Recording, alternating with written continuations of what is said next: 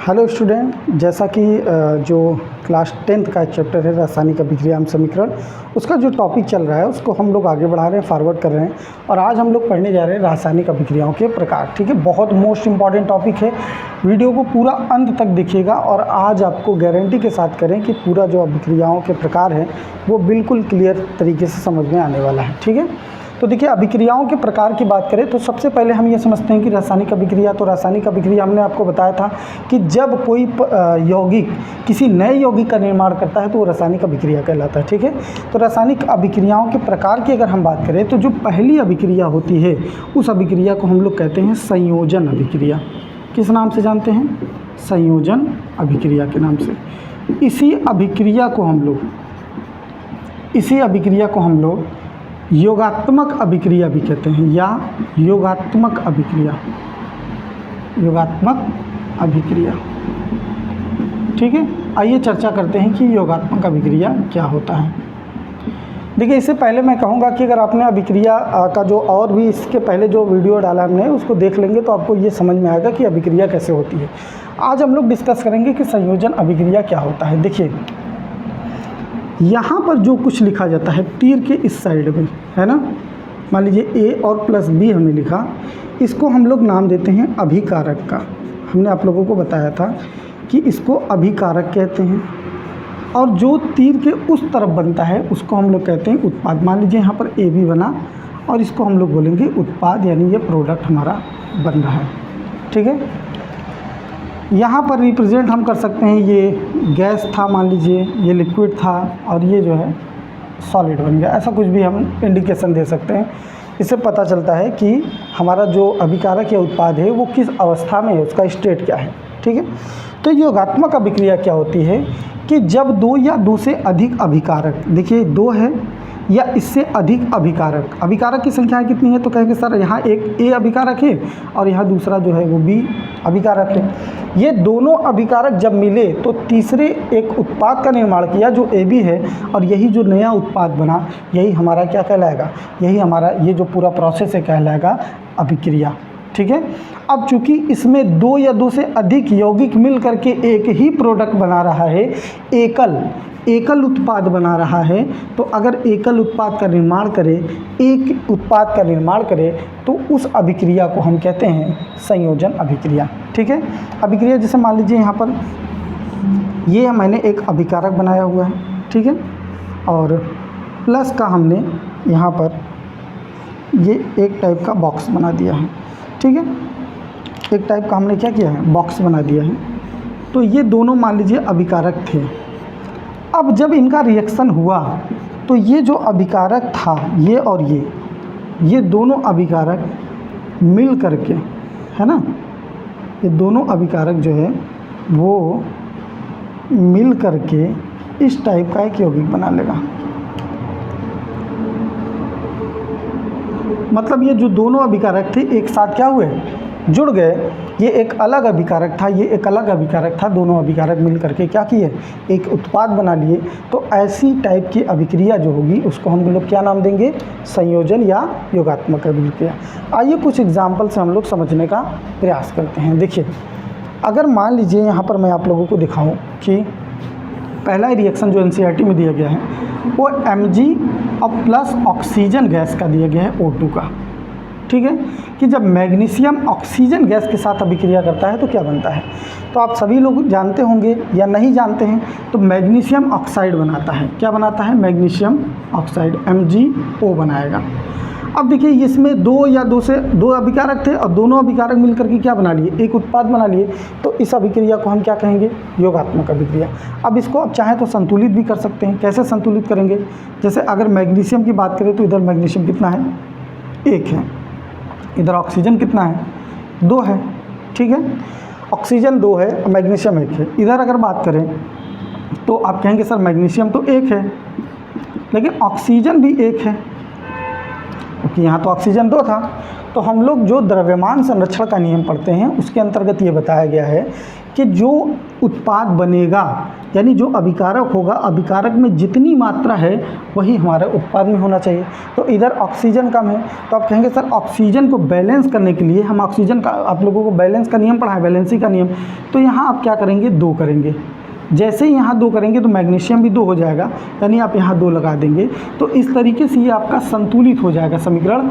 और चूंकि इसमें एक ही उत्पाद बन रहा है तो ये क्या, कौन सी अभिक्रिया कहलाएगी, ये अभिक्रिया कहलाएगी संयोजन अभिक्रिया या योगात्मक अभिक्रिया। ठीक है, आइए एक और एग्जाम्पल लिखते हैं, कार्बन प्लस ऑक्सीजन, ठीक है, CO2। देखिए जब ये रिएक्शन हुआ होगा तो कार्बन और ऑक्सीजन ये दोनों मिलकर के CO2 बनाए होंगे, CO2, है ना।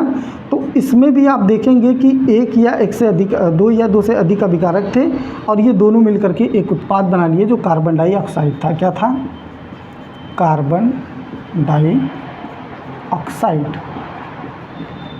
अब यही जो कार्बन डाइऑक्साइड है ये एक ही उत्पाद बना, इसलिए यह अभिक्रिया कौन सी अभिक्रिया हो जाएगी, तो ये अभिक्रिया हो जाएगी योगात्मक अभिक्रिया। एक एग्जाम्पल हम लोग और लेते हैं और उसमें हम लोग देखते हैं कि H2 + O2 का। देखिए इसमें हाइड्रोजन गैस है, ये गैस है चूँकि, तो इसको हम G लिख सकते हैं यहाँ पर, ये भी गैस है तो इसको भी हम G लिख सकते हैं। ठीक है, ये दोनों जब मिले होंगे तो बना होगा हमारा H2O। क्या बनेगा, H2O। और ये जो H2O है वो एक उत्पाद है, उत्पाद होने की वजह से ये कंप्लीट कर लिया रिएक्शन को। अब चूंकि इसमें भी 2 या 2 से अधिक अभिकारक थे और वो मिलकर के एक उत्पाद बनाए, तो ये अभिक्रिया भी किसके अंतर्गत आएगी, तो ये अभिक्रिया भी संयोजन अभिक्रिया के अंतर्गत आएगी। ठीक है, यहाँ पर जो हमारा उत्पाद बन रहा है वो जल बन रहा है और जल लिक्विड के फॉर्म में होता है तो उसको जल लिख सकते हैं। अब यहाँ पर भी देखिए संतुलित नहीं है, तो हाइड्रोजन की संख्या 2 है, ऑक्सीजन की संख्या 2 है। ठीक है, तो यहाँ पर हम ऑक्सीजन को बैलेंस करने के लिए यहाँ 2 लगाएंगे, क्योंकि ये ऑक्सीजन बैलेंस हो गया, जैसे 2 लगाया तो हाइड्रोजन 4 हो गया, तो यहाँ पर भी हाइड्रोजन में हम 2 लगा देंगे। इस तरीके से आपका क्या होगा, संतुलित हो जाएगा ये। ठीक है, अब आइए हम लोग चर्चा करते हैं अब अगली अभिक्रिया के प्रकार पर। ठीक है, यहाँ पर हम इसको इरेज करते हैं। अगली अभिक्रिया जो है वो बहुत सारे किताबों में या बहुत सारे टीचर सबसे पहले इसके बाद सीधा वियोजन अभिक्रिया बताते हैं। तो देखिए आप लोगों को बता दें कि जो अपघटन अभिक्रिया है और वियोजन अभिक्रिया है, एक अभिक्रिया आपको मिलेगा अपघटन अभिक्रिया और एक अभिक्रिया आपको मिलेगा वियोजन, है ना। दोनों अभिक्रियाओं में ही सेम चीज़ होता है, दोनों अभिक्रियाओं में अपघटन का मतलब होता है टूटना, वियोजन का मतलब भी होता है टूटना। ठीक है, लेकिन वियोजन और अपघटन में दोनों अभिक्रियाओं में एक बेसिक सा डिफरेंस है। वो डिफरेंस समझने के लिए हम लोगों को पढ़ना पड़ेगा उत्क्रमणीय एवं अनुत्क्रमणीय अभिक्रिया। तो सबसे पहले हम चर्चा कर लेते हैं उत्क्रमणीय अभिक्रिया की। देखिए हमने आप लोगों को पिछले क्लास में उत्क्रमणीय और अनुत्क्रमणीय के बारे में बताया था, तो क्या होता है एक बार फिर से आज जान लीजिए। उत्क्रमणीय अभिक्रिया और एक तरफ हम लिख देते हैं अनुत्क्रमणीय, क्योंकि तीसरा रिएक्शन है तो यहाँ लिख देते हैं अनुत्क्रमणीय। अनुत्क्रमणीय अभिक्रिया। अब बहुत ध्यान से समझिएगा इस चीज़ को। देखिए ऐसी अभिक्रिया जो एक बार होने के बाद दोबारा होती है, उस अभिक्रिया को हम लोग कहते हैं ऐसी अभिक्रिया जो एक बार होने के बाद दोबारा हो सकती है, उसको हम लोग नाम देते हैं उत्क्रमणीय अभिक्रिया। जैसे अगर हम कहें कि पानी से हम लोग बर्फ़ बना सकते हैं और बर्फ़ से फिर से हम क्या कर सकते हैं, पानी बना सकते हैं, तो ये अभिक्रिया मतलब दोबारा एक्सचेंज हो जा रहा है, तो ऐसी टाइप की अभिक्रिया को हम लोग नाम देते हैं उत्क्रमणीय अभिक्रिया के। ठीक है, दूसरा जो हमारा होता है अनुत्क्रमणीय अभिक्रिया, मतलब जैसे ऐसा कोई अभिक्रिया जो एक बार हो जाए लेकिन दोबारा अपने रूप में ना आ पाए, तो उसको कहते हैं अनुत्क्रमणीय अभिक्रिया। जैसे क्या होगा, जैसे मान लीजिए हमको दूध मिला और यह दूध जो है अगर दही में बदल जाए, अगर दूध किस में बदल जाए, दही में बदल जाए, कोई आपसे पूछे क्या ये दही दूध में बदल सकता है, तो आप कहेंगे नहीं बदल सकता। तो ऐसी टाइप की अभिक्रिया को हम क्या कहेंगे, इस टाइप की अभिक्रिया को हम कहेंगे अनुत्क्रमणीय अभिक्रिया। अब आइए यहीं पर हम लोग थोड़ा सा बेसिक डिफरेंस समझते हैं कि जो आपका अपघटन अभिक्रिया होता है और जो वियोजन अभिक्रिया होता है, दोनों में क्या अंतर होता है। मैं यहाँ पर इसके नीचे लिख दे रहा हूँ अपघटन अभिक्रिया, अपघटन अभिक्रिया, और मैं यहाँ पर आपका लिख दे रहा हूँ वियोजन अभिक्रिया, वियोजन अभिक्रिया। ठीक है। अब इन दोनों में क्या अंतर है। अपघटन का मतलब होता है टूटना, वियोजन का मतलब भी होता है टूटना, लेकिन दोनों में एक जो माइनर सा डिफरेंस है वो ये है कि जो वियोजन अभिक्रिया होती है वो टूटती तो है। जैसा मान लीजिए वियोजन अभिक्रिया मैंने ए बी लिया और ये ए बी टूटा ए प्लस बी में, ए में टूटा बी में, लेकिन ये वियोजन अभिक्रिया इसलिए ये दोबारा भी बना सकता है, तो ये आपका हो जाएगा वियोजन अभिक्रिया। लेकिन मैंने कोई प्रोडक्ट ए बी लिया और ये टूट करके ए प्लस बी में टूट गया, यानी अलग अलग हो गया, लेकिन ये दोबारा नहीं बन सकता, तो ऐसी अभिक्रियाएं जो होती हैं वो कहलाती हैं अपघटन अभिक्रिया। मतलब समझिएगा एक बार ध्यान से कि जो अपघटन और वियोजन अभिक्रिया दोनों का अर्थ होता है टूटना या विखंडित होना। क्या होता है? टूटना, है ना।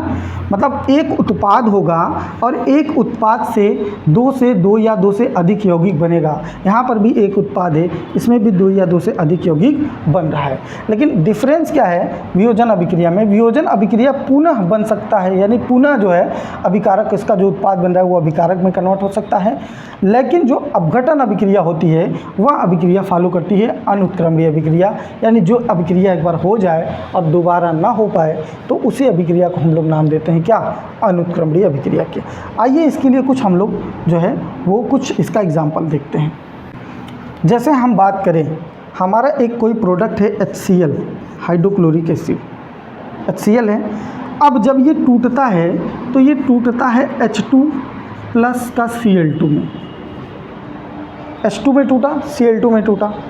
अब चूंकि यहाँ पर इसको बैलेंस करना है तो यहाँ 2 लगा करके इसको संतुलित कर लेंगे। लेकिन समझने वाली बात क्या है यहाँ पर, देखिए ये एक यौगिक, जब कोई एक यौगिक कितने भाग में बढ़ जाए, 2 या 2 से अधिक भाग में, 2 भाग में बढ़ सकता है, उससे अधिक भाग में बढ़ सकता है, उस अभिक्रिया को हम लोग कहते हैं वियोजन अभिक्रिया। ध्यान रखिएगा वियोजन अभिक्रिया हमेशा उत्क्रमणीय अभिक्रिया में होता है, मतलब इसका जो तीर दिखाया जाता है वो दोनों तरफ दिखाया जाता है। ठीक है। अब अगर हम बात करें कि अपघटन अभिक्रिया जो होती है वो हमारी कौन सी अभिक्रिया होती है, तो अपघटन जो अभिक्रिया होती है उसमें भी यौगिक क्या होगा, 2 या 2 से अधिक भाग में टूटेगा, लेकिन उस यौगिक में आप देखेंगे कि अभिक्रिया टूटने के बाद दोबारा वो रिवर्स नहीं हो सकता है, मतलब जो अभिक्रिया एक बार हो जाए वो दोबारा नहीं हो सकता। तो आइए इसका हम लोग एग्जाम्पल देख करके समझते हैं। ठीक है। तो देखिए यहाँ पर जो है ये एक यौगिक है, यौगिक कितना है? 1 है। अब ये जो एक यौगिक है ये टूट करके 2 या 2 से अधिक यौगिकों में बटने के बाद, लेकिन आप यहाँ पर देखेंगे ये रिवर्स नहीं हो पा रहा है, यानी ये दोबारा रिटर्न नहीं आ पा रहा है, इसलिए ये जो अभिक्रिया कहलाएगी वह अभिक्रिया कहलाएगी अपघटन अभिक्रिया। ठीक है। H2O वाले में देखिए, इस वाले में H2O था, ये H2O जो है वो टूटा और टूट करके किस में बदल गया? H2 हाइड्रोजन गैस और ऑक्सीजन गैस में। कब बदला? जब इसको हमने हीट किया, यानी उष्मा दिया तब दिया। ठीक है। अच्छा, ये जो यहाँ पर मैंने कैल्शियम कार्बोनेट लिखा है ये एक बहुत इंपॉर्टेंट यौगिक है, इसका नाम भी है, तो कमेंट बॉक्स में आप लोग CaCO3 का जो सिंपल नाम है, साधारण नाम, वो आप लोग ज़रूर बताइएगा। ठीक है, इसका नाम बताइएगा। आइए एक आध एग्जाम्पल हम लोग इसका भी देख लेते हैं वियोजन अभिक्रिया का। यहाँ पर मैंने देखा वियोजन में क्या डिफरेंस है, देख लीजिए। वियोजन और जो अपघटन अभिक्रिया इन दोनों में बस थोड़ा सा अंतर है। वियोजन में क्या होता है कि जो अभिक्रिया होती है वो एक जो अभिकारक होता है 2 या 2 से अधिक भाग में बढ़ता है। इसमें भी अपघटन में एक अभिकारक 2 या 2 से अधिक भाग में बढ़ता है। वियोजन में लेकिन उत्क्रमणीय अभिक्रिया का चिन्ह होता है, और जो आपका अपघटन अभिक्रिया होता है इसमें अनुत्क्रमणीय अभिक्रिया का साइन होता है, मतलब एक बार रिएक्शन होने के बाद दोबारा नहीं हो पाएगा। एक एग्जांपल हम लोग इसमें और देखते हैं। देखिए NH4Cl, ठीक है, ये कोई एग्जांपल है। अब इसको हम क्या करेंगे? हीट करेंगे तो ये बट जाएगा NH3 प्लस, यहाँ पर तीर का निशान ऐसे रहेगा दोनों तरफ, NH3 प्लस HCl।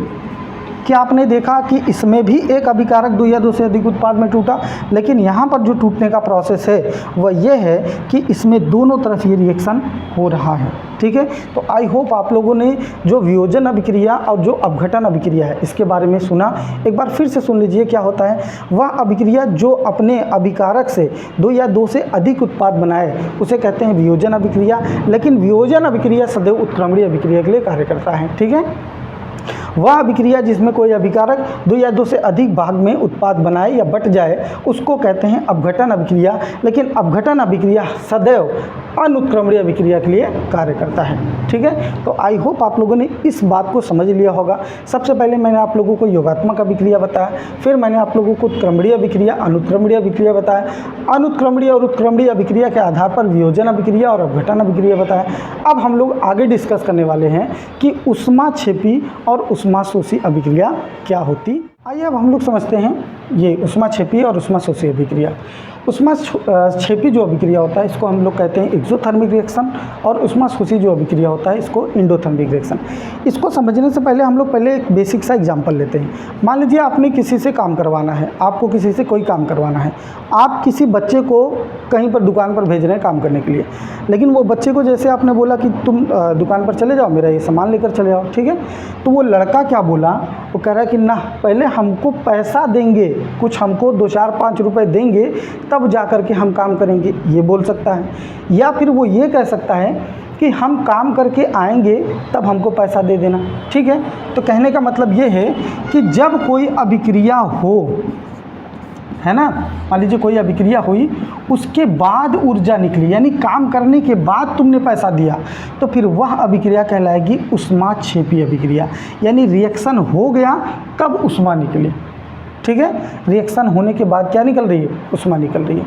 ठीक है, कुछ अभिक्रिया ऐसी होती हैं जो रिएक्शन से पहले ही उनको ऊष्मा की ज़रूरत होती है। मान लीजिए कोई अभिक्रिया है A+B, अब ये हो ही नहीं रहा है, इसको जब ऊर्जा दिए तब जाकर के ये अभिक्रिया क्या हुई, पूर्ण हुई, यानी AB इसने बनाया। तो बात समझने का प्रयास कीजिए। यदि कोई अभिक्रिया हो करके ऊर्जा दे रही है तो अभिक्रिया कहलाएगी ऊष्माक्षेपी, और यदि कोई अभिक्रिया होने से पहले ऊर्जा का ग्रहण कर रहा है तो वह अभिक्रिया कहलाएगा ऊष्माशोषी अभिक्रिया। ठीक है, जैसे मान लीजिए अगर मैं कहूँ हमको दाल बनाना है, दाल, तो दाल प्लस पानी प्लस आप क्या देंगे तब दाल बनेगा, तो कहेंगे सर ऊर्जा देंगे तब जा कर के दाल तैयार होगी।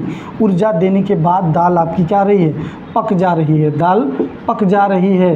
तो दाल जो पक जा रही है कैसे पक गई, तो दाल पक गई इसलिए क्योंकि पहले हमने इसमें ऊर्जा दिया। तो ऐसी अभिक्रिया जो ऊर्जा ले करके पूरी होती है उस अभिक्रिया को हम लोग कहते हैं ऊष्माशोषी अभिक्रिया। ठीक है, अब ऐसी अभिक्रिया जैसे मान लीजिए आपको किसी ने 1-2 झापड़ मार दिया, है ना।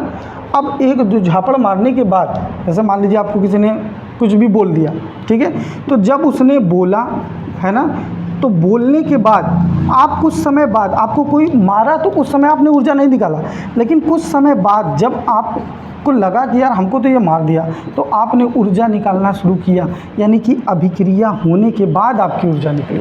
अब ऐसे जाहिर सी बात है अगर आप जा रहे हैं किसी रास्ते पर तो किसी को फालतू तो कुछ कहेंगे नहीं, कोई आपको कुछ कहेगा, है ना, जैसे ही कहेगा तो आप क्या करेंगे, ऊर्जा निकालेंगे। तो ऐसे टाइप की जो अभिक्रिया होगी उसको हम लोग कहेंगे ऊष्माक्षेपी अभिक्रिया। ठीक है, आइए इसका कुछ हम लोग एग्जाम्पल करके देखते हैं। तो आइए अब हम लोग जो है इसका कुछ एग्जाम्पल देखते हैं। देखिए ऊष्माक्षेपी अभिक्रिया का जो एग्जाम्पल है वो कार्बन और ऑक्सीजन ये दोनों मिल करके पहले ये अभिक्रिया हुई, उसके बाद इसमें से ऊर्जा निकल रही है ना। तो कार्बन और ऑक्सीजन ये दोनों मिले और मिलने के बाद इसमें ऊर्जा निकल रही है, तो कार्बन डाइऑक्साइड बना, तो इसलिए इस अभिक्रिया को हम लोग ऊष्माक्षेपी अभिक्रिया के अंतर्गत रखे हैं। दूसरा जो रिएक्शन है वो आपका है C6H12O6, इसको पूरा करते हैं। C6H12O6 जो है ये आपका ग्लूकोज है, और ग्लूकोज रिएक्शन किससे करता है, तो हमारे अंदर जो ऑक्सीजन जाता है वहाँ से ये ग्लूकोज जो होता है रिएक्शन करता है। तो ऑक्सीजन से ये रिएक्शन करता है, क्या बनाता है, तो आप कहेंगे सर कार्बन डाइऑक्साइड बनाता है और वाटर बनाता है, और क्या देता है, तो और हमको ऊर्जा देता है, एनर्जी देता है। ठीक है, कितना देता है, तो 38 ATP ऊर्जा देता है ना। इसको संतुलित करना है तो आप यहाँ 6 लगा दीजिए और यहाँ पर 6 लगा दीजिए, आपका बैलेंस हो जाएगा, संतुलित हो जाएगा। तो मतलब कहने का ये है कि ऊष्माक्षेपी अभिक्रिया वह अभिक्रिया हैं जो अभिक्रिया होने के बाद ऊर्जा मुक्त करती हैं, उसको हम कहते हैं ऊष्माक्षेपी अभिक्रिया। और यहाँ पर आप देख सकते हैं ऊष्माशोषी अभिक्रिया। तो इस अभिक्रिया में अगर हम बात करें कि यह अभिक्रिया जो नाइट्रोजन है और जो ऑक्सीजन है, यह पूरा होने के लिए इसको 42 किलो कैलोरी ऊर्जा की ज़रूरत थी। तो जैसे मैंने इसको दिया तो ये अभिक्रिया पूर्ण होकर के नाइट्रोजन ऑक्साइड बना लिया, ठीक है। अब ये जो नाइट्रोजन ऑक्साइड है, नाइट्रोजन मोनोऑक्साइड है, ये नाइट्रोजन मोनोऑक्साइड कितना होगा, तो देखिए यहाँ पर 2 है, यहाँ पर 2 है, इसको संतुलित करने के लिए हमको यहाँ पर 2 लगाना पड़ेगा ताकि ये बराबर हो जाए, संतुलित हो जाए। उसी के साथ साथ ये आपका एक और रिएक्शन है PCl5 का। ये जो PCl5 है, फास्फोरस पेंटाक्लोराइड, जब इसमें हम ऊष्मा देते हैं तो ये 2 भाग में बढ़ जाता है, PCl3 यानी फास्फोरस ट्राइक्लोराइड और एक क्लोरीन गैस में, ठीक है, ये क्लोरीन गैस में बदल जाता है। यहाँ पर अगर हम बात करें तो ये आपका सॉलिड होता है, ये सॉलिड होता है, ये गैस होता है और ये आपका गैस होता है और ये आपका लिक्विड होता है। इसी तरीके से ये नीचे आप दिखा सकते हैं, यहाँ पर कार्बन जो होता है ये इसको सॉलिड में रख देते हैं कार्बन, और ये आपका गैस है और ये कार्बन डाइऑक्साइड आपका गैस बन रहा है, ठीक है। तो इस तरीके से जो होता है ऊष्माक्षेपी और ऊष्माशोषी अभिक्रिया के बारे में हम लोग समझ लेते हैं। एक बार फिर से देख लेते हैं ऊष्माक्षेपी अभिक्रियाएँ क्या होती हैं। वह अभिक्रियाएँ जो अभिक्रिया के बाद ऊर्जा मुक्त करती हैं उन्हें कहते हैं ऊष्माक्षेपी अभिक्रिया। और ऊष्माशोषी अभिक्रिया क्या होती है, वह अभिक्रिया जो अपनी अभिक्रिया को पूर्ण करने के लिए ऊर्जा का अवशोषण करती है उसे कहते हैं ऊष्माशोषी अभिक्रिया। इसके कुछ एग्जाम्पल्स हैं जो आप लोगों ने देख लिया, ठीक है। तो आई होप ये जो टॉपिक है ऊष्माक्षेपी और ऊष्माशोषी का क्लियर हुआ होगा। आगे हम लोग डिस्कस करने वाले हैं कि जो आपका विस्थापन और द्विविस्थापन अभिक्रिया है वो कैसे होती है। अब हम लोग डिस्कस करने वाले हैं सबसे मोस्ट इम्पॉर्टेंट रिएक्शन के बारे में, जो हमारा क्या है वो है प्रतिस्थापन या विस्थापन अभिक्रिया। एक है द्विविस्थापन जिसको हम कहते हैं, इसको अभिक्रिया थोड़ा सा यहाँ लिख दें, प्रतिस्थापन अभिक्रिया या द्विविस्थापन अभिक्रिया। और ये जो होता है हमारा द्विविस्थापन अभिक्रिया, ये होता क्या चीज़ है पहले इसको समझते हैं फिर इसका एग्जाम्पल देखेंगे। देखिए प्रतिस्थापन का मतलब होता है या विस्थापन का मतलब होता है स्थान बदल देना। जैसे मान लीजिए यहाँ पर 1 2 और 3, ये यहाँ पर 3 लोग बैठे हैं, ठीक है। मैंने क्या किया, मैंने किया कि जो ये 1 है 2 है और 3 है, जो 3 नंबर वाला है उसको मैंने 2 नंबर पर ला दिया। जो 3 नंबर वाला था उसको मैंने क्या किया, 2 नंबर पर ला दिया। और जो 2 वाला था, ठीक है, उसको मैंने कितने नंबर पर ला दिया, 3 नंबर पर ला दिया। तो आप देखेंगे कि ये जो 3 नंबर वाला था ये दूसरे नंबर के स्थान पर आ गया और जो 2 नंबर वाला था वो तीसरे के नंबर के स्थान पर आ गया। तो इसी प्रोसेस को हम कहते हैं विस्थापन होना। जैसे देखिए अभी मैं यहाँ खड़ा हूँ, है ना, और यहाँ पर मार्कर है, ठीक है। अब मैं यहाँ पर आया और ये मार्कर यहाँ पर चला गया, तो मतलब मेरा स्थान किसने ले लिया, मार्कर ने, और मैंने किसका स्थान ले लिया, तो मैंने ये मार्कर जहाँ पर था मैंने उसका स्थान ले लिया। तो इसको कहते हैं विस्थापन, ठीक है। अब और प्रतिस्थापन भी इसी को कहा जाता है। द्विविस्थापन में क्या होगा कि द्विविस्थापन में बस विस्थापन और द्विविस्थापन में थोड़ा सा अंतर होता है। जब अभिक्रिया पढ़ेंगे तो उसमें हम आप बताएंगे कि एक धातु जब किसी दूसरे धातु के यौगिक से धातु को निकाल देता है तो वो विस्थापन कहलाता है। लेकिन अगर दोनों यौगिक हों और दोनों में धातु हों और दोनों आपस में एक्सचेंज करते हैं तो उसको हम कहते हैं द्विविस्थापन अभिक्रिया। लेकिन इन दोनों टॉपिक को समझने के लिए आपको सक्रियता श्रेणी आना चाहिए, ठीक है। तो आइए सक्रियता श्रेणी हम लिखते हैं और इसको याद करने का भी प्रयास करते हैं, ठीक है, जो क्लास 10th में दिया है सक्रियता श्रेणी। लेकिन मैं थोड़ा सा इसके आगे भी बताऊंगा।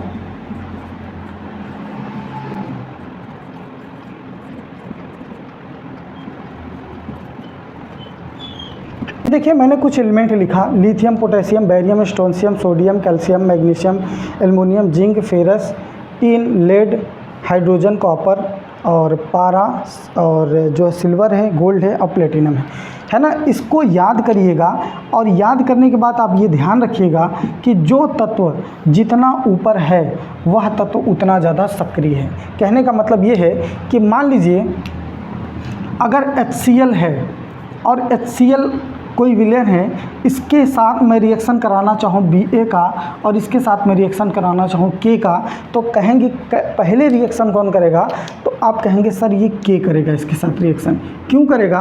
क्योंकि K का अगर हम स्थान देखें तो सक्रियता श्रेणी में जो K का स्थान है वो Ba से ऊपर है, यानी K जो है वो ज़्यादा शक्तिशाली होगा किससे, Ba से। ठीक है, तो ये डिपेंड करता है सक्रियता श्रेणी पर। तो सक्रियता श्रेणी में जिसका स्थान ऊपर होता है वो ज़्यादा सक्रिय होता है, यानी उसकी जो रिएक्टिविटी है, रिएक्शन करने की जो क्षमता है वो ज़्यादा है, और जिसका स्थान नीचे है वो सबसे कम सक्रिय होता है। प्रतिस्थापन और विस्थापन अभिक्रिया यदि आपको करना है तो आपको ये श्रेणी कम से कम याद करनी पड़ेगी। ठीक है, अगर ये श्रेणी आपको नहीं याद है तो अभिक्रिया आप नहीं कर पाएंगे।